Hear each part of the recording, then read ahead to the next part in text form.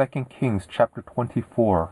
In his days Nebuchadnezzar king of Babylon came up, and Jehoiakim became his servant 3 years. Then he turned and rebelled against him. Yahweh sent against him bands of the Chaldeans, and bands of the Syrians, and bands of the Moabites, and bands of the children of Ammon, and sent them against Judah to destroy it, according to Yahweh's word, which he spoke by his servants the prophets. Surely at the commandment of Yahweh this came on Judah, to remove them out of his sight, for the sins of Manasseh according to all that he did, and also for the innocent blood that he shed, for he filled Jerusalem with innocent blood, and Yahweh would not pardon. Now the rest of the acts of Jehoiakim, and all that he did, aren't they written in the book of the Chronicles of the kings of Judah? So Jehoiakim slept with his fathers, and Jehoiachin his son reigned in his place. The king of Egypt didn't come out of his land any more, for the king of Babylon had taken from the brook of Egypt to the river Euphrates all that belonged to the king of Egypt. Jehoiachin was 18 years old when he began to reign, and he reigned in Jerusalem 3 months. His mother's name was Nehushta, the daughter of Elnathan of Jerusalem. He did that which was evil in Yahweh's sight, according to all that his father had done.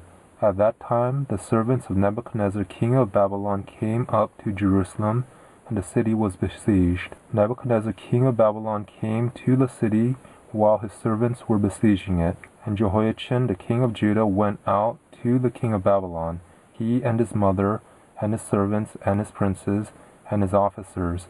And the king of Babylon captured him in the 8th year of his reign.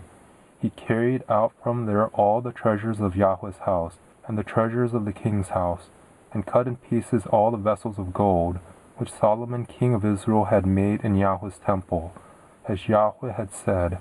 He carried away all Jerusalem, and all the princes, and all the mighty men of valor, even 10,000 captives, and all the craftsmen and the smiths. No one remained except the poorest people of the land. He carried away Jehoiachin to Babylon, with the king's mother, the king's wives, his officers, and the chief men of the land.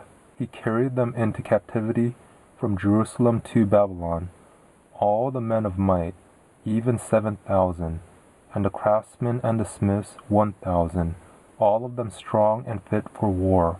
Even them the king of Babylon brought captive to Babylon.